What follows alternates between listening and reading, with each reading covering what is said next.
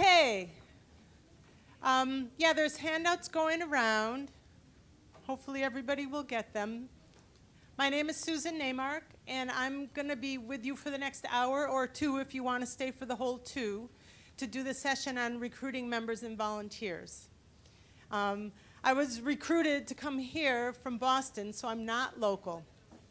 And I've done work with community groups around the country for a while now, a couple of decades. I know I don't look that old, right? And I'm honored to be here. And you know, the way this session is going to work is that I know there's a lot of experience here in the room. So it's not going to be me up lecturing. It's going to be you talking to each other. And that's a key part of recruiting, right? So what can I tell you? I worked at an organization called NeighborWorks America for the last 8 years, and I headed up the community building and organizing programs there. So I did have the opportunity to work with community groups all over the country, which was a real pleasure. I find that there's a lot of things we have in common everywhere, because that's human nature, and then there's things that are different everywhere. You know, right now I'm self-employed, but I feel like for this topic, it's as much my own experience, because where I live in Boston, I've been in the same neighborhood for 35 years and have gone through the knocking on the doors, and we got to get together because that vacant house down the street's going to burn down if we don't get together and do something about it. And my kids saying, why do we have to go to so many evening meetings? Say, well, you know that vacant house down the street, if we don't go to meetings, we're not going to do anything about it. So I've got my own experience with, you know, doing the things that you're all doing. Here's what we're going to do. We're going to start with a little get up and move exercise, because this is right after lunch when I know it's kind of tempting to want to take a little nap, and that's not what I hope you're here for. And then we're going to go into methods for recruiting and practicing developing your pitch, and then talk about roles for volunteers. So that's pretty much what we're going to do in the next hour. And then I didn't know if people might want to be switching it up, even though this was booked as a 2-hour session. So there's going to be a point, hopefully around 2 o'clock, where I'm going to ask people to get up and move, and that's your opportunity to sneak out if you want to go to a different session. And then we'll go into the sustaining members and volunteers for the second half. So then I'll go over that agenda when we get to there. So does that make sense? So let's see. So we're going to get right up and move here. So this is what I'm going to ask you to do. And I'll go over it first, and then you can get up. To pair up with someone you don't know, and you can get up. It doesn't need to be someone sitting right next to you. And you have 1 minute to recruit your partner for one of these activities. You can pick one. To see your favorite movie, to come over and help you clean out your fridge, or to walk 10 miles for a good cause.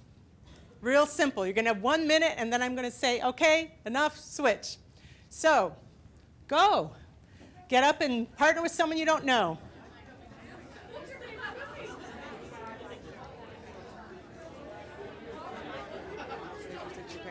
Oh, yeah, they're right here. Ask people to go back to your seats now. That was it. That was it. So, who was effective at recruiting somebody? Who was effective at recruiting somebody? Maybe. Was that hard to do? No. It depends. Depends on what? Okay, so Deborah was good, I hear. So maybe you can tell me what Deborah did that was good. She asked me if I would like to join. Oh, sorry. Deborah asked me if I would be interested in going on walks with her. She wanted to get some more exercise, wanted a partner in crime, and it sounded lovely. I think what's appealing is that right now the whole country is about exercising and healthy, and so I thought that was something that could be a common interest we had. Common interest in being lovely. That's, if you got that, you can recruit anybody for anything. Yeah. Well, Peggy was very effective in persuading me to see her favorite movie recently, Amour. But she pointed out to me that the reason that I wasn't persuasive in helping clean out my fridge is that I didn't tell her what the benefits to her would be. I only spoke about the benefits to me. Self-interest. That's the other piece of getting people engaged. Yeah, some comments back here? Yes. You want to use the mic so people can hear you. I convinced Mark, by giving him a 50 cents out of chocolate. He bribed me. He's the operator. Bribery. I always said I would never do that with my kids. And then it got to the point where it's like, whatever it takes. This kid needs to bring his grades up. Do you have a comment on? Well, in the end, we were trying to convince each other to see the same movie. Yeah, so. So it was all well and good. So anybody convince someone to clean out their fridge? You convinced your mom. Yeah. Yeah, Kyle here was convincing me that if I cleaned out his fridge and we found anything edible in it, we could share it. That's an act of faith. And you also did the clean out your fridge? Well, Yvonne recruited me to be a volunteer. She's heading up and is on the board of a transitional house. And she told me it was for real. It just wasn't the entry on there. But she really was recruiting me. And I just liked her approach. She was very friendly and has a wonderful smile on her face. And so I said, well, I will think about it. So friendly, self-interest, bribery. I mean, we heard kind of all the key points for recruiting. Deborah, yeah. I found it interesting that you recruited me when we were standing in here to pass out those papers, and all you did was ask. We're going to get to that. Yeah, all you did was ask. I mean, we're going to get to that, but that's so often we forget. You just got to ask, right? Right. This is not a fundraising workshop, but when I used to do fundraising workshops and people would say, you know who raises the most money for causes in this country? It's churches. And why? They ask every week, right? So asking, yeah. So that was just to kind of get us warmed up, to be sure nobody was taking their afternoon nap. But in a way that kind of summed up a lot of what we're going to do, because recruiting is really just doing all the things we just talked about and practicing. So these actually, we already talked about what worked. We're going to go now to what's in the handouts. There's extra ones up front here in terms of methods for recruiting volunteers. And there are some common methods. We're going to practice one-on-ones. And before we do that, I'll just say, a few words here, which I believe are in your handouts with a little bit more detail. But, one-on-ones, anybody here of a one-on-one? Some people. It's kind of classic community organizing language, that the way you engage people is building relationships, and the way you start a relationship is having a one-on-one. It's just a one-on-one conversation. And it's just a way to we're going to practice, so I'll go back into the details of what that is. Then door knocking could be a version of one-on-one, of just going to meet people. Who's done door knocking here? A lot more people have done that. Often you're doing door knocking because you want people to come out for something, right? You've done one-on-one? Okay, good. So.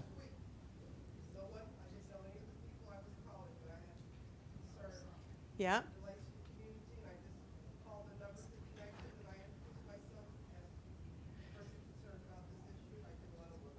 So that's what we're going to practice. So you'll be good at it because you've done a lot of practice, yeah. And often we go to door knocking because there's something we need, but sometimes we need to back up and do the one-on-ones first so that people will know who you are and where you're coming from before you're asking something of them. And then social events, sometimes we underestimate the value of social events, just kind of hanging out and getting to know people. The neighborhood I'm involved in, we haven't had neighborhood meetings in a long time, but we started just doing like cookouts once a year. And people who may not be meeting kind of people are happy to come out just to hang out. And sometimes we overlook the value and the importance of that. And then listening sessions, again, there's sort of material in the handout because we're not going to go over this, but that's a more formal process for kind of getting people, drawing people in. So we're going to move right to one-on-ones and do some practice here because I think, a lot of getting good at this is really just practicing it. So this is sort of the basic steps for doing one-on-ones, and if anybody's gone to community organizing training, this is often the first thing they teach you, is it doesn't have to be elaborate, but it's a process where you introduce yourself and the organization that you represent. You share something about yourself so that people can kind of know where you're coming from, because it's like, who's this girl, oh, this guy, whatever, you know, they can be distrustful, so you have to share something about yourself. Talk about the work of the organization. I assume you're here mostly with hats of some organization, so you want them to know who your organization is, what they do, what they've accomplished. Then learn a little about that person. And so you have to kind of draw them out, you know, when did they move to the neighborhood, what do they think about it, what are, you know, how do they feel about the community, what are some things that they're interested in. And then you thank them for their time, and you offer them an invitation to get involved that hopefully will connect to something you heard. So if you heard they're concerned about the kids, you get them involved in something related to the kids. If you heard that they're concerned about the library, you know, you gotta kind of figure it out so that it's connecting to something that's important to them. So what I'm gonna have you do is move right into practicing this. And you don't have to get up so much and move around, but just pair up with someone at your table. And if there's an odd number, you could do it in threes or move to a different table here. And those steps are on the handout that you have on, let's see, I think it's the top of page 2. And just take 5 minutes each, being the one leading the one-on-one, okay, for you and your organization. And after 5 minutes, I'll tell you to switch roles, and then the other person will take the lead. Okay, does that make sense? Anybody paying attention? Anybody have any idea why these exercises are so short?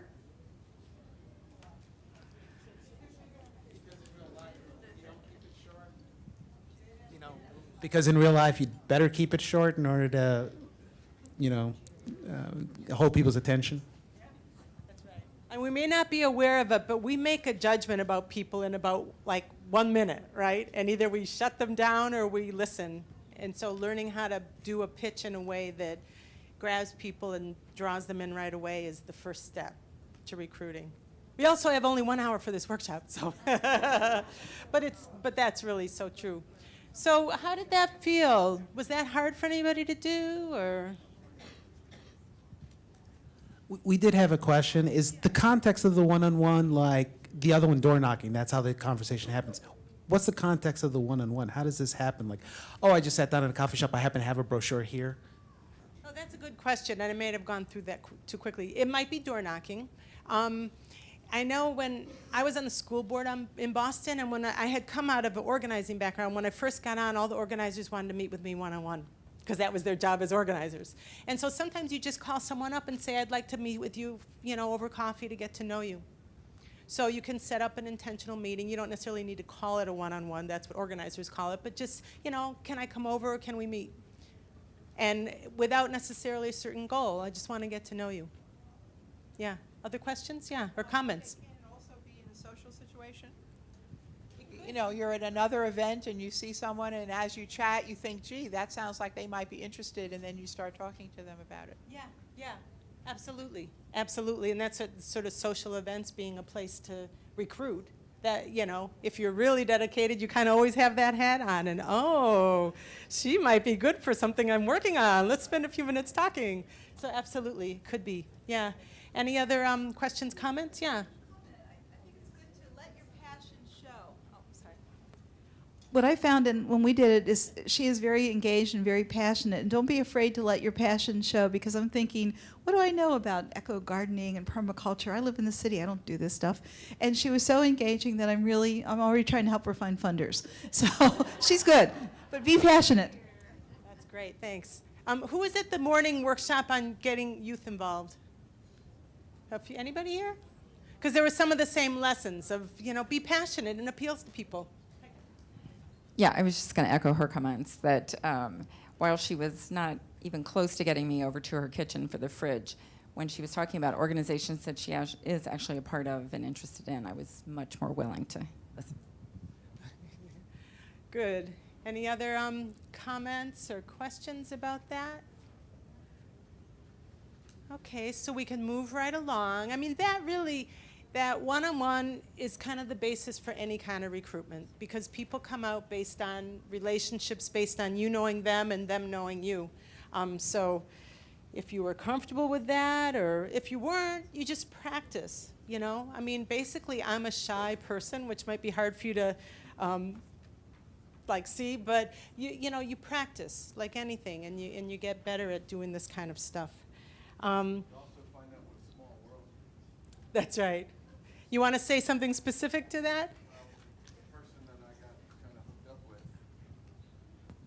As it turns out, the person I kind of got hooked up with has like 2 or 3 degrees of separation.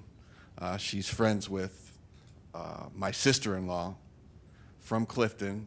That my wife grew up in Clifton, so it just goes on from there. Yeah, that's great. That's right. You start talking without a purpose, you find things in common, and that's that's great. So, you know, these are kind of the key points in terms of the basics of recruiting, is just that the relationships are the basis for getting people and keeping people involved. We already said this, but listen for self-interest. You know, self-interest is not a bad thing. That's what motivates us. We need something. We have something we're interested in. And so listening for other people's self-interest and then trying to connect to them. And then what we're going to go into in a minute is offering clear, specific options for involvement. Because just to say, oh, we'd like you to be involved, it's like, okay, so what? With what? You know, so the more you can have clear ideas of what you would like people to do, connected to people's self-interest, that's kind of the crux of it. Okay? So here on the next page in your handout, which is page 4, I'm going to just go over this quickly. 5 steps for recruitment. Develop your recruitment goals. Why do you want new members? And for what? You know, I mean, if you really have to be intentional and think that through. What do you want people for? You know, if you want to do youth programming, that's a different recruitment goal than if you're trying to, you know, start more vegetable gardening in people's side yards. So being clear about what you want people for is the first step. Developing a list of prospective members and places to recruit. So again, you know, gardening versus youth involvement, you know, what you would find people in different places for depending on what your goals are. Develop and practice your recruitment pitch, and there is a page, it's the next page on the handout 5 that has instructions for doing a recruitment pitch, and if we had more time I was going to have you practice that. I think it's called 10 and 60. You have 60 seconds to get out like 10 key points about what you want. So practicing that. Understand the power of 7. How many of you, like, you have a first meeting and nobody comes?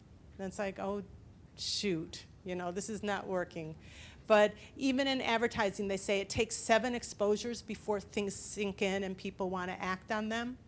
And I know when I was really involved with parent organizing with the schools, you know, it's hard to get parents out. They're working, they've got their kids after dinner, they got homework to help with and dinner to put on the table. You'd get 3 people, and some people would say, well, there's only 3 of us here.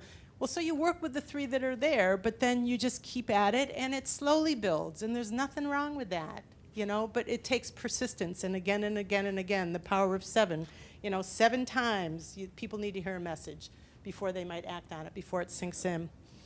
And then the last one for recruitment is waiting for an answer, and this can be the hardest one. It's like you need to have a specific request, and then, like, just sit with it till someone will answer you, well, are you interested? And don't take no. If someone's hedging, say, well, when can I get back to you? And don't just let them too easily off the hook. Do these make sense as steps? Any comments or questions? Lots? Okay, yes. Okay.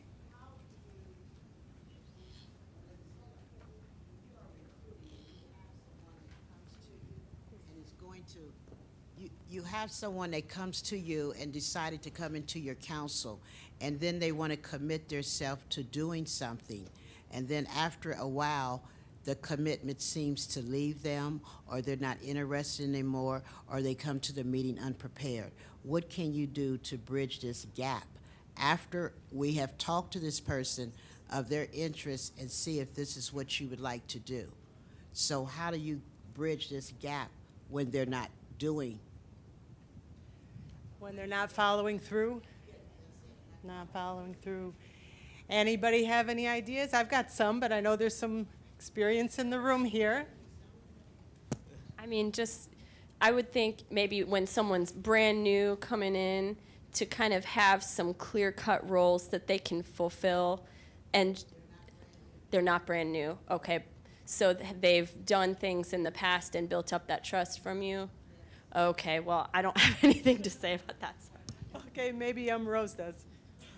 Well, the only thing I can say about that is people make commitments and life changes, things in life change. And there could be something about the topic that they're working on that they've had an experience that's taken that energy away from them. So I don't know who might be real close to them in their group, but sometimes you have to ask that question. Is this too much for you now? Because I know you've been positive before. And what can we do to help re-engage you? Just ask them directly. It may have to ask them in front of people so they'll give you an answer. But sometimes life does that. Well, if they can't do it, it's just what they can't do at that time. You know, we get to that point where we don't have the energy anymore. Yeah. Yes. Yvonne. I was just going to say, just keep their tasks simple. They don't have to be the committee chairperson if they've done it before. Sometimes people want to step back, and it's good to give others the opportunity. So at some point in time, if they've led the beautification so much and all that, maybe say, now, if you're feeling like you can't really commit to this, maybe we'll just let somebody else take over, and you just come on in there wherever you are. I think what we look for sometimes is that, as we always say, we got 20% of the people doing 80% of the work. What you have to learn is you will burn them out. And so just keep the task simple, and that'll keep them involved. If I know I only have to do this once a month, I'm okay. But if I got to make a weekly commitment to this, that's a little bit more strenuous. Thanks. Yeah, so that was a lot of good answers. Thank you all. Yeah, asking what's going on. And sometimes you do need to, what did they say in the morning session? Something about forgiveness. Like, just understand that people aren't going to be on things all the time. And sometimes I think of it, the organizing as sort of tag team. That, you got 10 people, and if any 5 show up at any one time, and the other 5 might have to drop out from time to time, that's kind of how our lives go sometimes. So just being forgiving when people can't engage. It reminded me, I was the co-chair of the board of an organization with this guy who just was not coming through, and I finally had to say to him, your name's up there as co-chair, but you're not pulling your weight, this is not working. And he was like looking for the excuse to step down, but now he gets totally involved in the stuff he really cares about. So he's a techie, and when we do events, he's right there bringing the sound equipment and hustling to get all the supplies we need. And so, for whatever reason, being the co-chair was not his cup of tea, but when he was able to do something that he really cared about, it goes back to the passion, he's right there on it. So, yeah, it's kind of a little of all of that. But that is, I think that's a forever problem with volunteers, is that, some people just don't follow through, and you got to just understand, okay, that's who they are, but maybe they will show up for something very specific. Yeah. So we've got like 10, 15 minutes left, and I want to move on, thank you, to meaningful roles for volunteers. This is what we're going to kind of end up with here. This is in your handout on page 6. I'm going to go over this, and then I want people to kind of work with it a little bit. So, it kind of segues from that last question about having the right role for people to be involved in, so they want to be involved. So here's some criteria. There might be others. And the first one is that they can see how their participation contributes to something of value. So even if they're just coming in and picking up trash or stuffing envelopes, to be able to help them understand how that connects to the loftier goals is something that we need to do. Another criteria is that the role is manageable and doable in the time frame and with the resources provided. So, you don't ask someone to clean up the whole business district and have, like no work gloves for them to use, or say it's only going to be an hour when it's really a full day job. So make it so that people can be successful. The third is that the activity taps into something they enjoy doing. That goes back to the one-on-ones and knowing what people are going to get excited about. The next is that it builds relationships between the volunteer and others in the organization or community. So, just having people kind of go off in a corner and do something by themselves won't necessarily draw them deeper in. They need to kind of get to know you. And then last is that whoever is supervising provides the volunteer with new information or skills that they can use elsewhere in their life. So they can really go away saying, wow, that was something I can use, and it energizes people. So what I would like you to do is at your tables, as a group, generate a list of what are some of the specific roles for volunteers in your organization, either currently or potentially, and think about the criteria. Okay, so we're going to take about 5 minutes, and just if you're at a table with only 2 or 3 people, you might want to move in so that you've got a little bit more critical mass, and just generate a list of meaningful volunteer roles. And you can debate and disagree and just think through what might be good roles for the organization you're associated with. Okay?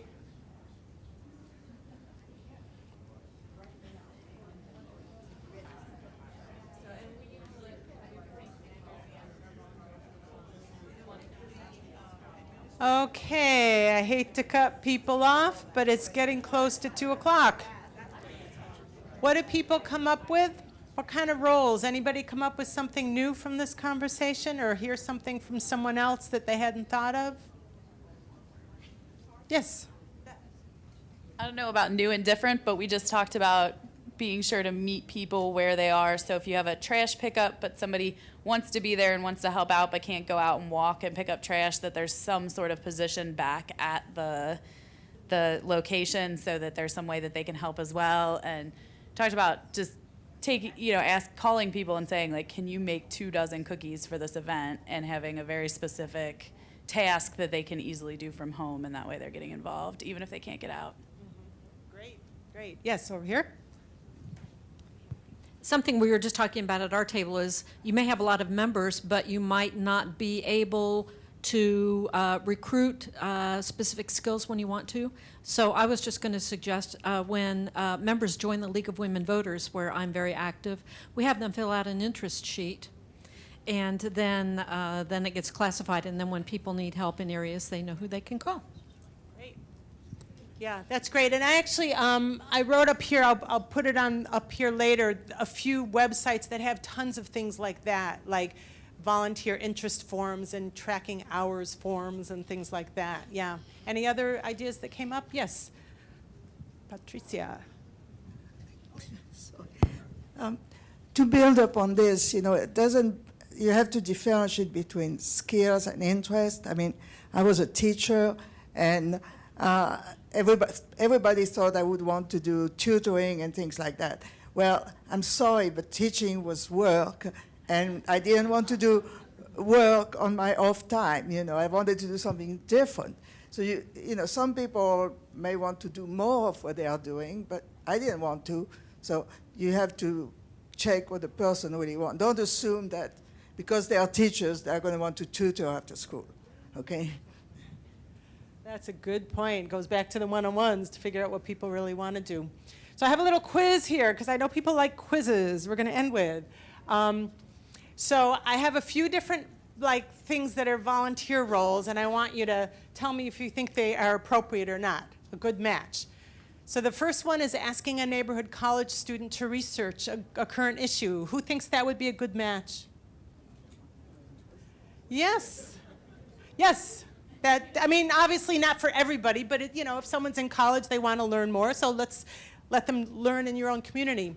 How about asking a parent of 3 young children to make evening phone calls? Who thinks that would be a good match? A couple people do. I would say probably not, because evening is meltdown time if you have young children. So that might not be a good idea. ask a retired small business owner to survey local businesses. You think that might be a good match? Absolutely. Yeah, someone who can connect to that community. And like Patricia said, don't assume because they're a business person, but it could likely be. How about asking teens to distribute flyers for an upcoming event? Absolutely. Get them out and get them in a positive role in the community. How about asking a new resident to promote your group? No, probably not. Because if they're new, it's usually too soon. These are all generalizations, but it's usually too soon. Asking a new resident to go door knocking with a longtime resident. Yeah, that would make sense because then you're mentoring and you're building relationships. So that was just a few ideas to sort of think about. These are generalizations, but you know, in terms of what's a good match, it's contextual, right? And I'm going to end with this quote, which is that a leader who expects the best from everybody usually gets it. Come pull up a chair. So this is kind of this is the continuation. We talked about recruiting, and now we're going to talk about sustaining. Oh, thank you. There are handouts. They look the same, but one says recruiting and one says sustaining members and volunteers. So does everybody have the second half, the sustaining members and volunteers? Here's okay. So what we're going to do for the next hour is talk about how do you have sort of a leadership pipeline, you know, a progression, a continuum that that keeps people involved, keeps them, you know, wanting to come back. We're going to look a little at basics of community organizing and then retention, you know, just sort of keeping people involved. So that's basically what we're going to cover in the next hour. And like the first hour, it's going to be interactive because I know that there's a lot of experience in the room. I'm not from here, I'm from Boston, and while some things are universal, you all know your neighborhood, so it's going to be really drawing from everybody in the room. Okay? So I just wanted to start with, this is at the top of page 2 on the handouts, that, you know, leadership development is an ongoing process. You know, we have this myth of born leaders. People are born leaders, but most people learn leadership. They're not born leaders. They learn it through training. They learn it through making mistakes, trial and error, and for getting a lot of support and encouragement. So we're going to look at how do you do those things so that you're grooming leaders, right?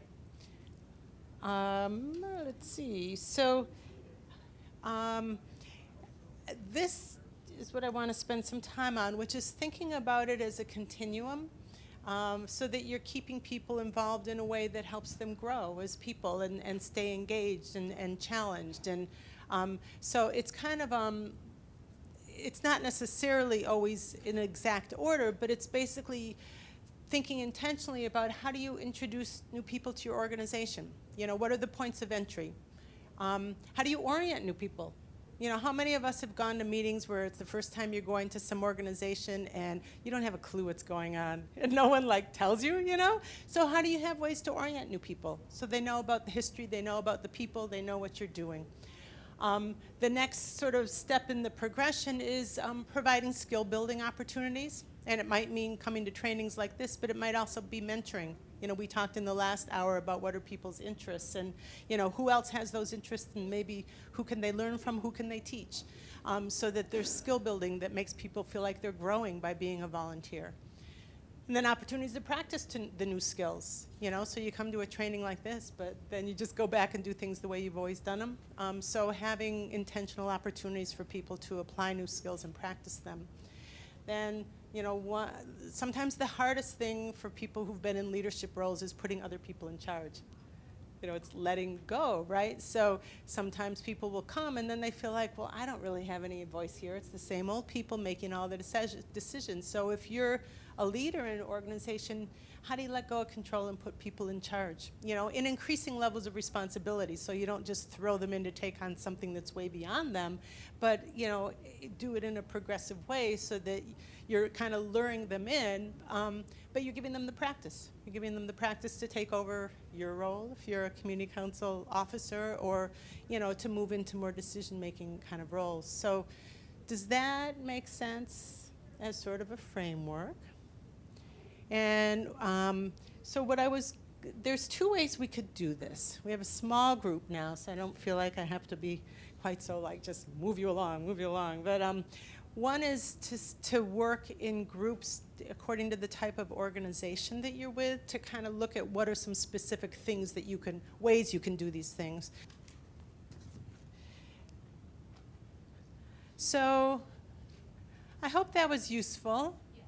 Progressively better. Progressively better, okay. I don't know if that meant it started out really bad, or but that's good. We're learning, that's all good. So originally I was gonna do a little piece around community organizing, which we totally don't have time for, because I wanna get to the final piece, which is kind of what keeps people involved. So I have this thing about the basics of community organizing, and I don't know, you can raise your hand if you want to spend a couple minutes on this, or we want to just, a few people. Okay. Well, this is on page 3 of the handout. And, you know, I was asked for this workshop to do something around sort of how do you engage people around issues, you know, issue organizing. And this is sort of classic from community organizing. I think there's more details in your handouts, but that there's sort of 4 elements that, you know, often people think of, well, there's an issue, we just got to knock on doors, get people out, period. But that's not sustainable, because people will get all riled up and then they just go back. And if you really are committed to the long haul with your community and, you know, kind of seeing it get better over time, you know, the leadership development is, which we kind of just looked at, is an important piece of it. And then political education. You know, people don't necessarily understand how city government works, or how, you know, funding from the federal government comes down, or even just to analyze, you know, well, there, you know, changes in the schools. What do you think, they're good or they're bad for the kids in the neighborhood? And so having intentional ways to kind of analyze the issues as a group so that people are on the same page is something that you have to do intentionally if you want to kind of get people engaged. Organizational development, you know, we think of that in terms of like staffed organizations, but even for volunteer organizations, it's kind of paying attention to your structures and are they working? And there was some discussion about Robert's Rules of Order, you know. I remember I was in one group where we were doing training about boards of directors, and this elderly woman, actually a colleague told me this story of an elderly woman in the neighborhood that said, "Who's Robert? I don't know him, why should I follow his rules?" You know, so some of you are more strict and some are looser in how you use Robert's Rules of Order, but having some structure that works for the group to move it along, to be clear that we made a decision, everybody was involved, and we're moving forward, that is organizational development. And it sounds like there's a structure that you're kind of given with neighborhood councils, but there's different ways you can interpret it or use it that will work for moving the organization forward. The base building is the ongoing member recruitment, which is what we've been talking about. And then campaign development is what a lot of people think of as community organizing, where there's an issue, we're going to analyze it, we're going to have a strategy, and we're going to go and, you know, petition City Hall or whatever it is. But that's really only one element out of several, and that it's really the combination of these that keeps the work moving. So that was sort of like the 3-minute version. I don't know if there's any comments or questions in terms of just that as a framework that you can take home and put under your pillow and think about. Anything on that? So let's see then. So then the thing about retention is the big question. And I'm going to kind of go through these, but then I'm going to ask people to share. So this is this is in your handouts on page 5. And it's an interesting way to, you know, I mean, the thing we just did was in terms of how do you keep people feeling like they're growing in being involved with you, but this is sort of another side to it, which is, you know, communicating the value, not the features of your organization. You know, so you're not just, well, we can help you get money to fix your house, but it's, we can help you feel a part of this neighborhood. You know, there's different ways to pitch, and it's the values that people really connect to, or at least you hope they do. If they're just coming for the money, I'm not sure that you necessarily keep them that way, right? Respecting people's time, being intentional about community building. I think we already talked a little about that. engaging new members and building the group, you know, so it's not always on the old leadership. It's like, let them help figure that out. And again, we did some of that here. Regular member check-ins. There was a woman in the last hour that asked, you know, what do you do when people say they're going to do things and they don't follow through? We'll pick up the phone or knock on the door and ask them, you know, how you doing? Is there stuff going on where this is, you know, just kind of one-on-one check-ins can go a long way, and we often forget that or get too busy to do it. Developing materials for members. I think there was a lot of good ideas on that orientation sheet around that. Remember key dates and celebrate accomplishment. Those are things we forget, and those are huge, you know. I mean, how many of you ever gotten like a certificate of appreciation or an award for your work? Anybody? It kind of feels really good, right? You know, it makes you feel good. And key dates is, well, you know, this person has been a member for 5 years or 10 years, or, you know, they fixed up that vacant house and they've been here so many years, you know. And so things that just make people feel good is something we sometimes forget to do. So do those make sense? Any comments or questions? Getting to the end of the day.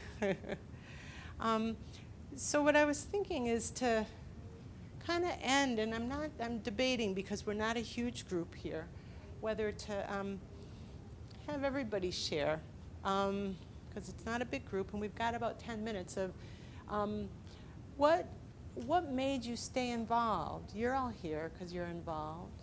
And what made you stay involved? So I think, yeah, just take what people have to say here.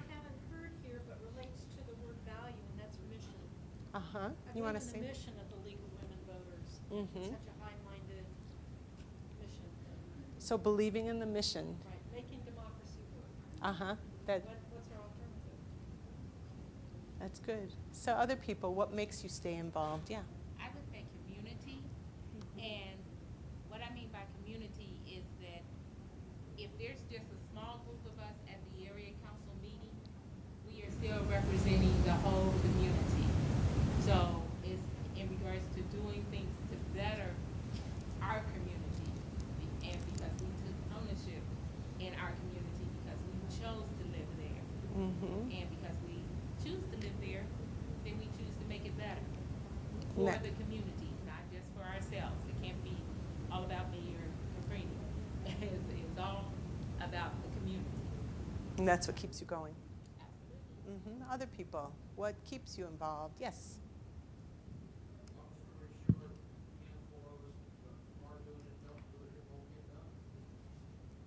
Won't get done.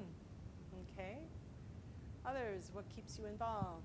Seeing that the work that we do is an opportunity to solve a problem on whatever scale.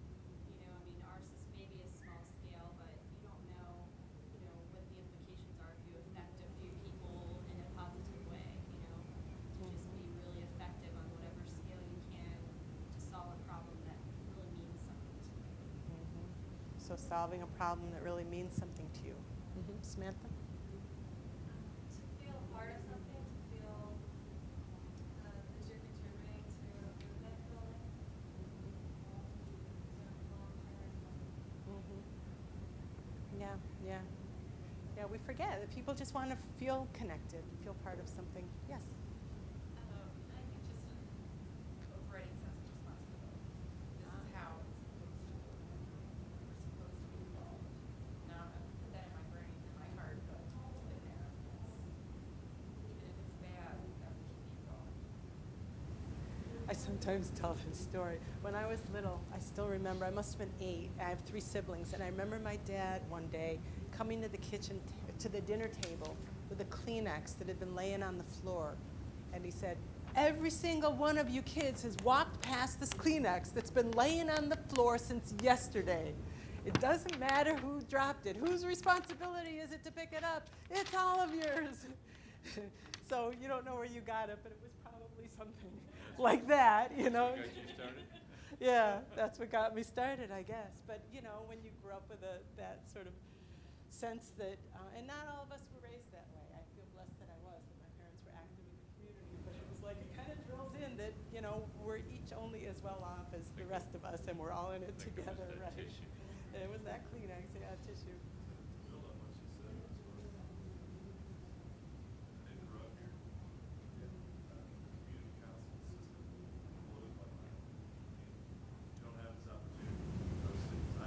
You might be able to start your own thing, petition your government, that's your right, but to have a city that's set up an opportunity for you to do it in a structured way, and to attend to the meeting, and see how small a percentage of the population takes advantage of it, that it's part responsibility and it's part, like, how can you let that opportunity find ways? I think It's funny, because I'm from Boston, where there's a high level of community involvement, but we don't have that formal structure. You know, some neighborhood associations are more organized than others, but they're not sanctioned to really, provide meaningful input. So, yeah, appreciating that opportunity. Yeah. So others, what keeps you involved? Yes, I say involved because I have gotten involved and stayed involved because I don't necessarily like the way that things have happened within my own community council. I feel like, we are the sanctioned voice of the neighborhood. And like you said, a lot of times, there's not a lot of people being getting involved based on the percentage of, the actual breakdown in the neighborhood. And so I felt like going to it that, I want to say this on camera, like really down, that I felt like the community council was not representative of the community. And so because the city does have a sanctioned process for recognizing the things that are the opinions of the community council, it concerned me that I felt like they were the opinions of a very small group of people that were not representative of the entire community, and yet their voice was the voice being sanctioned by the city. So sometimes when you see things aren't right, you step up.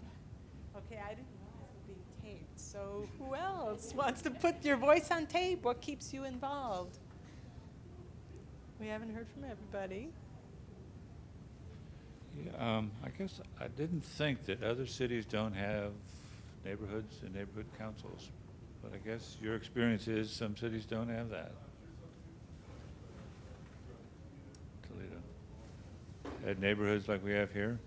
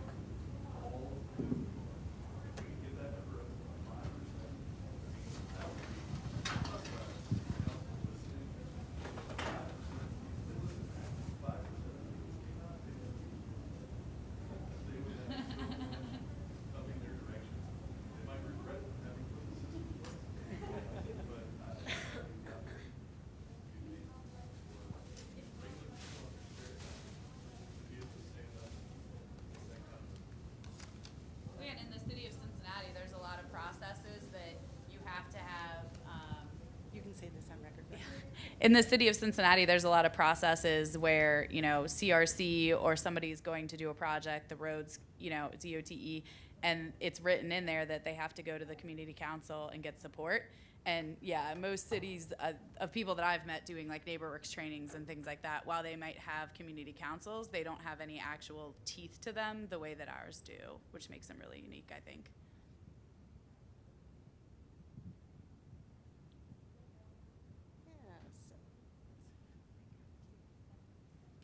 But to address your specific question on what has kept me involved at the League of Women Voters, I think I've made a lot of friends over the years. I mean, of course it's the mission, first of all. If the mission is not a good fit, you're not going to be involved. But there are frustrations involved, in any organization. But what's kept me involved are friends and people and somebody asking, can you be involved in this? Yeah, I'm glad Marjorie said that, because when I've done workshops about kind of what first got you involved, it's like almost everybody says, someone I know asked. It wasn't the flyer, it was somebody that you know asking. And then, you know, I think that was also a good point, that the mission might really pull you in, but if the relationships are like really hostile or, you know, not nurturing, you're not going to stay in. And so the relationships you've built are, you know, it still goes back to relationships. Yeah. Anybody else? What keeps you involved? Yes. We're going to get this on tape, I guess. Building on what she was saying, I saw an opportunity to do something where everybody always knew that the mission of the neighborhood council was important, but it was sort of like also an opportunity to make the work more fun, more because I had the sense that folks were always, we had a culture, 'cause this is Clifton Community Council, that I think was always a little nervous of, well, we're an elected body, so we can't be doing too much talking on the outside and stuff, but we're not the federal government, you know? And so I did want to influence that culture a little bit of, you know, after each meeting, there's a social opportunity. If we want to talk or whatever, whoever wants to come, fine. You know, those kinds of things, because I've been in volunteer organizations that were fun and doing something important with a school or things like that. And this one was one that, over the last few years, wasn't always that fun. I always felt it was important. And then I decided I wanted to, and I'm fairly open about that's my goal as president, is to try to make it more comfortable, more enjoyable, more social, as well as still meeting the goals. Making it fun. What a concept, making it fun. Anybody who hasn't shared that would like to, of what keeps you involved? I mean, I think each of these is a lesson for the rest of us of what's going to keep other people involved, right? Do you want to add anything? I was just going to say, other than I have a vested interest in my community. I own my home, and I want it to be a good experience for me to maybe live at least another 15, 20 years in my home and make the community worth it. So I want to thank my parents because they brought me up with a sense of responsibility, which gives me a sense of pride, and that is my reasoning. Any last takers here? What keeps you involved? Okay, Smith.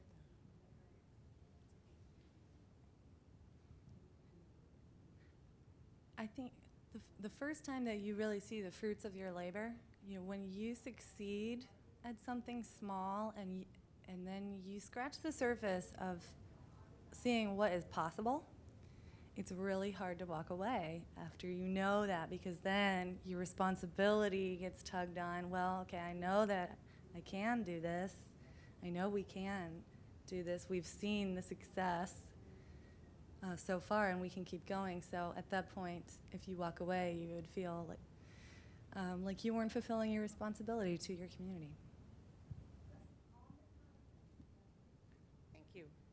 So I think everything that everybody said, you know, we struggle with retaining people, but those are the reasons people stay involved. It's not rocket science. It is not always easy, but it's not rocket science. It's the relationships, it's the seeing the difference, it's the sense of responsibility, and I'm going to be here, so I want to see it, you know, work better. Yeah, I think that's about it. You know, my kids were the ones that were always dragged around with me to get involved in things, and my older one took to it. The younger one didn't like it so much. Why do we got to go to all these meetings, you know? And so I think we're modeling. I mean, the theme for today's conference is about the next generation, and when we're involved, we're modeling, you know, what we want to see the next generation do. Because if we're not doing it, but then we lament that they're not doing it, what can we expect? And my younger one that always resisted all of this, when he finished high school, he moved out to California with some friends. And I like this story because it's sort of like there's another level that we're influencing things where we don't always know it. So he moved out to California with 3 friends, and here's 4 18-year-olds trying to rent a place to live, right? So they found a house that they thought would be perfect. It was near the San Diego State, so it was kind of, there were young people nearby, and it had been rented by young people before, so it was kind of nice but kind of trash, so it was just right for 18-year-olds. But then the realtor said, I don't know if the neighbors are going to want another group of teenagers because they've had some bad experiences with kids having parties and, you know, making a lot of noise. So my son, who resisted being involved in all this stuff, he called me up and he said, well, we just made up a petition and we went and knocked on all the neighbors' doors and introduced ourselves and we said, you know, we're going to be working, we're not going to be making trouble. Will you sign this to say it's okay that we can rent this place? And they got the place. So you know, even when we feel like we're like shouting into the wind, we're not really. You know, other people are seeing our actions and learning from them, you know, from what we do. So I like to use that story.